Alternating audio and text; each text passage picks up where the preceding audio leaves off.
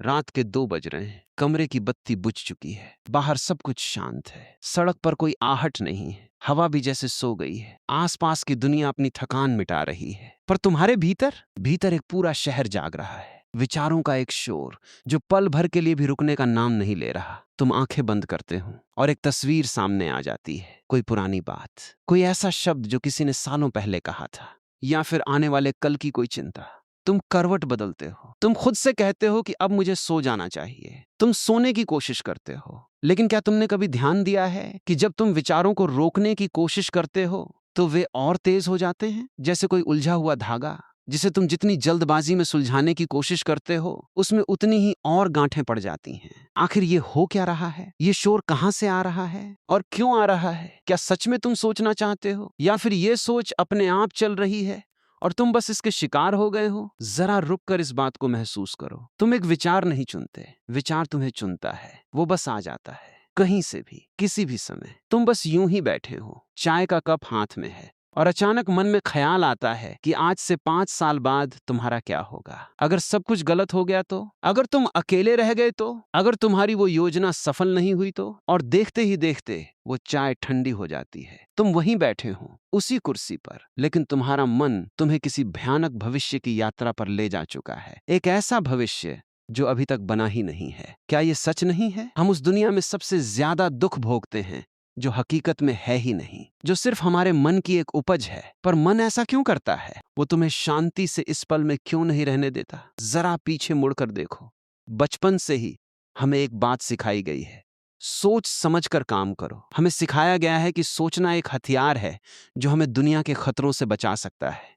जब तुम किसी समस्या में फंसते हो तो मन कहता है, सोचो, इसका कोई हल निकालो। यहां तक तो सब ठीक था, बाहरी दुनिया के लिए यह जरूरी भी है। अगर तुम्हें कोई रास्ता खोजना है, कोई काम पूरा करना है, तो विचार तुम्हारी मदद करता है। लेकिन फिर एक बहुत अजीब घटना घटती है। हम इस सोचने के इतने आदी हो जाते हैं कि हम अपनी भीतरी समस्याओं, अपनी भावनाओं, अपने दुखों को भी सोचकर सुलझाना चाहते हैं। क्या तुम्हें किसी ने ठेस पहुंचाई है? मन कहता है, सोचो कि उसने ऐसा क्यों किया। सोचो कि तुम उसे क्या जवाब दे सकते थे। क्या तुम्हें कोई डर सता रहा है? मन कहता है, सोचो कि अगर वो डर सच हो गया तो तुम खुद को कैसे बचाओगे। और इसी सोचने की प्रक्रिया में हम ओवर थिंकिंग, अत्यधिक विचार के जाल में फंस जाते हैं। एक पिता अस्पताल के बाहर इंतजार कर रहा है। अंदर उसका कोई अपना है। वो पिता बाहर बेंच पर बैठा है। क्या उस समय वो कुछ भी कर सकता है? नहीं, उसके हाथ में कुछ नहीं है। स्थिति उसके नियंत्रण से पूरी तरह बाहर है। लेकिन उसका मन क्या कर रहा है? मन 100 तरह की बुरी कल्पनाएं कर रहा है। अगर ऐसा हो गया तो क्या होगा? अगर डॉक्टर ने ये कह दिया तो मैं क्या करूंगा? वो ऐसा क्यों कर रहा है? वो खुद को दुख क्यों दे रहा है? क्योंकि मन को लगता है कि तैयारी करने से दर्द कम हो जाएगा। मन को लगता है कि अगर वो पहले से ही सबसे बुरे के लिए सोच लेगा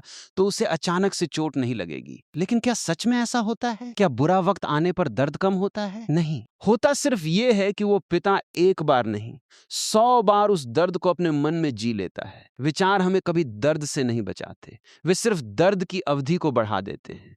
हम सुरक्षा चाहते हैं, हम निश्चितता, सर्टेनिटी चाहते हैं। हम चाहते हैं कि हमें पता हो कि कल क्या होने वाला है। हम चाहते हैं कि लोग हमारे बारे में क्या सोच रहे हैं, ये हमें पहले से पता हो। जब कोई हमारा संदेश, मैसेज पढ़कर छोड़ देता है और जवाब नहीं देता, तो क्या होता है? कुछ ही सेकंड में मन कहानियां बुनना शुरू कर देता है। क्या वो मुझसे नाराज है? शायद मैंने कोई गलत बात कह दी, या शायद वो मुझे अब पसंद नहीं करता। सच्चाई बस इतनी है कि एक स्क्रीन पर किसी ने जवाब नहीं दिया। शायद वो गाड़ी चला रहा हो, शायद वो व्यस्त हो, पर मन को खाली जगह बर्दाश्त नहीं होती। मन को अगर कोई जवाब नहीं मिलता तो वो अपना जवाब खुद गढ़ लेता है, और वो जवाब हमेशा हमारे डर से जन्म लेता है। हमारा हर जरूरत से ज्यादा सोचा गया विचार असल में हमारे भीतर बैठे किसी डर की परछाई है। जरा ध्यान से देखना, जब तुम अतीत, पास्ट के बारे में बहुत ज्यादा सोचते हो तो वहां क्या होता है? वहां एक अफसोस होता है, एक अपराध बोध, गिल्ट होता है। मुझे ऐसा नहीं कहना चाहिए था, मुझे वो मौका नहीं छोड़ना चाहिए था। हम अतीत के बारे में क्यों सोचते हैं? क्योंकि मन इस मुगालते में है कि अगर वो किसी घटना को बार बार दोहराएगा, बार बार उसका विश्लेषण करेगा, तो शायद किसी चमत्कारिक रूप से वो बीता हुआ कल बदल जाएगा। हम अपने ही मन के भीतर एक अदालत लगाकर बैठ जाते हैं। वहां हम ही गवाह हैं, हम ही वकील हैं, और हम ही जज हैं। हम उन लोगों से बहस कर रहे हैं जो कमरे में मौजूद ही नहीं हैं। हम उन्हें वो जवाब दे रहे हैं जो हम उस समय नहीं दे पाए थे। हम खुद को सही साबित कर रहे हैं। कितनी ऊर्जा, कितना जीवन हम इस नकली अदालत में खर्च कर देते हैं, एक ऐसी लड़ाई लड़ने में जिसे जीता ही नहीं जा सकता, क्योंकि वो लड़ाई अब अस्तित्व में ही नहीं है, अतीत जा चुका है। वो एक राख है, पर हम उस राख को उंगलियों से कुरेद रहे हैं, ये सोचकर कि शायद उसमें से कोई चिंगारी निकल आए। और इस राख को कुरेदने में हमारे हाथ सिर्फ गंदे होते हैं। और जब हम भविष्य, फ्यूचर के बारे में सोचते हैं, तब क्या होता है? वहां सिर्फ डर है, नियंत्रण खोने का डर। हम जीवन को एक नदी की तरह बहने नहीं देना चाहते। हम उस नदी को एक पाइप में कैद करना चाहते हैं, ताकि वो उसी दिशा में बहे जहां हम चाहते हैं। एक विद्यार्थी परीक्षा देकर लौटता है, उसे पता है कि उसका पेपर अच्छा नहीं हुआ। वह घर आकर बिस्तर पर लेट जाता है। अब जो होना था वो हो चुका है, परिणाम आने में अभी महीनों बाकी हैं। पर उसका मन क्या कर रहा है? मन उसे फेल होने का दृश्य दिखा रहा है, रिश्तेदारों के ताने सुना रहा है, एक अंधकारमय भविष्य की तस्वीर उकेर रहा है। ये ओवरथिंकिंग क्या है? ये उस विद्यार्थी का वर्तमान से भागने का तरीका है। जो दुख अभी इस पल में है, फेल होने की संभावना का दुख, वो उसे महसूस नहीं करना चाहता। वो उस दुख को हल करने के लिए भविष्य में छलांग लगा रहा है। मन हमेशा तुम्हें यहां और अभी से दूर ले जाता है, क्योंकि इस पल में, इस सन्नाटे में रहना बहुत मुश्किल लगता है। क्या तुमने कभी अकेले, बिना फोन के, बिना टीवी के, बिना किसी काम के, एक कमरे में चुपचाप बैठने की कोशिश की है? 5 मिनट में ही एक अजीब सी बेचैनी शुरू हो जाती है। हाथ कुछ ढूंढने लगते हैं, पैर हिलने लगते हैं। ऐसा लगता है जैसे भीतर कोई शोर मच रहा है, जिसे किसी बाहरी आवाज से दबाना जरूरी है। हमें खुद के साथ रहना सबसे मुश्किल क्यों लगता है? क्योंकि जब बाहर कोई शोर नहीं होता, तब हमें अपनी ही असली आवाज सुनाई देती है, अपने ही अनसुलझे दर्द, अपनी ही असुरक्षाएं, और हम उनसे मिलना नहीं चाहते। इसलिए हम विचारों का एक बाजार सजा लेते हैं। हम लगातार सोचते रहते हैं, ताकि हमें अपने ही भीतर के उस खालीपन, उस एकांत का सामना न करना पड़े। ओवरथिंकिंग सिर्फ एक आदत नहीं है, ये एक ढाल है, एक ऐसी ढाल जिसे हमने खुद को बचाने के लिए उठाया था, पर अब उस ढाल का वजन इतना ज्यादा हो गया है कि हमारी अपनी ही कमर टूट रही है। जरा एक और गहराई में उतरो। क्या यह संभव है कि हम अपने विचारों से ही अपनी एक पहचान, आइडेंटिटी बना लेते हैं? हम सोचते हैं, मैं वो इंसान हूं जिसे बहुत चिंता होती है, मैं वो इंसान हूं जिसके साथ हमेशा बुरा होता है। हम अपने ही दुखों की एक कहानी बना लेते हैं और फिर उस कहानी को बार बार खुद को सुनाते हैं। एक औरत एक पुरानी तस्वीर को देख रही है, उसमें वो किसी के साथ मुस्कुरा रही है। वो व्यक्ति अब उसकी जिंदगी में नहीं है। वो उस तस्वीर को देखती है और मन में विचारों का एक पूरा रेला आ जाता है।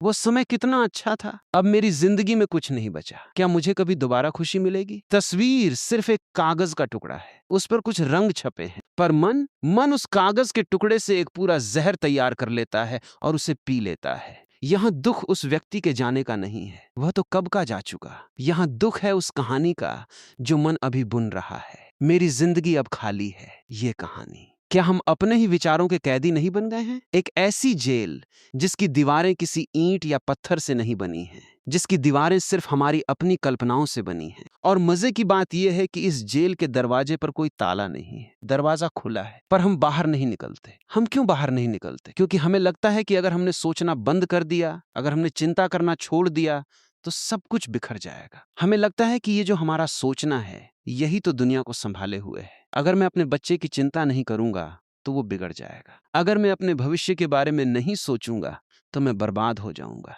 ये अहंकार, ईगो का सबसे सूक्ष्म रूप है। ये मानना कि मेरे सोचने से चीजें नियंत्रित हो रही हैं। पर क्या सच में ऐसा है? जब तुम रात को गहरी नींद में होते हो, जब तुम्हारे मन में कोई विचार नहीं होता, तब भी तुम्हारी सांसें चल रही होती हैं, तब भी खून तुम्हारे शरीर में दौड़ रहा होता है, तब भी बाहर पेड़ बढ़ रहे होते हैं और सितारे अपनी जगह पर होते हैं। जीवन तुम्हारे विचारों के बिना भी बहुत खूबसूरती से चल रहा है। जीवन को तुम्हारे नियंत्रण की कोई जरूरत नहीं है। ये विचार ही है जो तुम्हें थका रहा है। तो फिर क्या करें? क्या विचारों से लड़ें? जब तुम सोचते हो कि मुझे अब और नहीं सोचना है, मुझे इस पुरानी बात को भूल जाना है, तब तुम क्या कर रहे हो? तुम एक विचार से बचने के लिए एक नया विचार पैदा कर रहे हो। तुम आग को आग से बुझाने की कोशिश कर रहे हो। मुझे उसके बारे में नहीं सोचना है। यह वाक्य ही अपने आप में उसी के बारे में सोचने पर मजबूर कर रहा है। मन एक बहुत ही अजीब यंत्र है। तुम इससे जिस चीज को बाहर निकालना चाहोगे, ये उसे ही सबसे ज्यादा कसकर पकड़ लेगा। किसी ने तुम्हें अपमानित किया, तुम कहते हो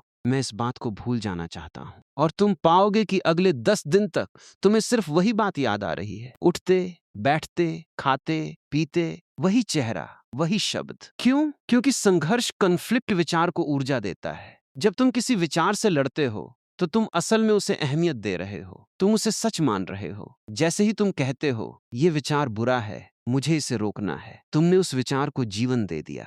कल्पना करो, आसमान में कुछ काले बादल घिर आए हैं। आसमान क्या करता है? क्या आसमान बादलों से लड़ता है? क्या वो कहता है कि तुम यहाँ क्यों आए, तुम्हें यहाँ नहीं होना चाहिए था? नहीं, आसमान बस रहता है। बादल आते हैं, वे अपनी मर्जी से आकार बदलते हैं, कभी बहुत घने हो जाते हैं, कभी बारिश करते हैं, और फिर एक समय के बाद हवा उन्हें उड़ा ले जाती है। आसमान बादलों के आने से न तो छोटा होता है, न उनके जाने से बड़ा होता है, वो अछूता रहता है। क्या तुम्हारा मन, तुम्हारी चेतना उस आसमान की तरह नहीं हो सकती? विचार उन बादलों की तरह हैं। एक विचार आता है, मैं जीवन में कुछ नहीं कर पाया, ये एक बहुत घना काला बादल है। अब तुम्हारी पुरानी आदत क्या है? तुम तुरंत उस बादल से जुड़ जाते हो। तुम कहते हो, हाँ, मैंने उस समय भी गलती की थी, मेरे दोस्त मुझसे आगे निकल गए, मेरा तो भाग्य ही खराब है। तुमने उस एक विचार से पूरी बारिश करवा दी, तुम उस बादल में पूरी तरह भीग गए। लेकिन अगर तुम कुछ अलग करो, अगर जब वो विचार आए, मैं जीवन में कुछ नहीं कर पाया, और तुम बस उसे देखो, तुम उसे ऐसे देखो जैसे तुम सड़क के किनारे खड़े होकर किसी गुजरती हुई गाड़ी को देखते हो। तुम उस गाड़ी में बैठते नहीं हो, तुम बस उसे गुजर जाने देते हो। विचार आया, तुमने उसे देखा, तुमने उसे कोई जवाब नहीं दिया, तुमने न तो उसे सही कहा न गलत कहा, तुमने बस चुपचाप देखा कि अच्छा, ये विचार मन में उठा है, क्या होगा? शुरू में विचार तुम्हारी अटेंशन, ध्यान मांगेगा, वो तुम्हें उकसाएगा, वो कोई और डरावनी तस्वीर दिखाएगा। पर अगर तुम सिर्फ किनारे पर खड़े रहे, अगर तुम नदी में नहीं कूदे, तो तुम देखोगे कि विचार में अपना कोई जीवन नहीं है, वो एक मृत चीज है। उसे जीवित रहने के लिए तुम्हारी ऊर्जा, तुम्हारा ध्यान चाहिए। जब तुम विचार में रुचि लेना बंद कर देते हो तो वो धीरे धीरे कमजोर पड़ने लगता है, वो सूख कर गिर जाता है। ये कोई तरकीब नहीं है, ये कोई मानसिक कसरत नहीं है जिसे तुम्हें हर सुबह 10 मिनट करना है। ये जीने का एक पूरा नजरिया है। ये समझना है कि तुम अपने विचार नहीं हो। जरा इस बात को गहराई से अपने भीतर उतरने दो। तुम वो नहीं हो जो तुम सोचते हो।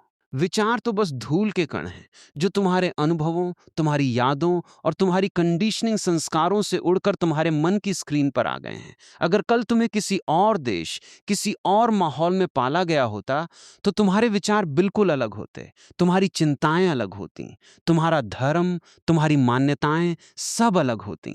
तो फिर इन विचारों में तुम कहाँ हो? ये तो बस बाहर से इकट्ठी की गई चीजें हैं। एक कबाड़ है जिसे तुमने भूल से अपना मान लिया है। एक बूढ़ा आदमी पार्क की एक बेंच पर बैठा है। वो रोज शाम को वहां आता है। लोग आते हैं, टहलते हैं, बच्चे खेलते हैं, सूरज ढल जाता है और लोग वापस चले जाते हैं। वो बूढ़ा आदमी किसी को रोकता नहीं है, किसी से शिकायत नहीं करता कि तुम यहाँ क्यों आए या तुम जल्दी क्यों चले गए। वो बस देखता है। एक शांति है उसकी आंखों में। वो उस पूरे दृश्य का हिस्सा है, पर फिर भी उससे बहुत दूर है। क्या हम अपने भीतर के संसार को ऐसे नहीं देख सकते? विचारों का आना, यादों का आना, डरों का आना, उन्हें आने दो। पार्क के दरवाजे मत बंद करो। जिस दिन तुम विचारों को रोकना बंद कर दोगे, जिस दिन तुम कहोगे ठीक है, मन में डर आ रहा है, आने दो, बेचैनी आ रही है, आने दो, मैं बस देखूंगा, उस पल तुम पाओगे कि तुम्हारे भीतर का पूरा संघर्ष अचानक से गिर गया है।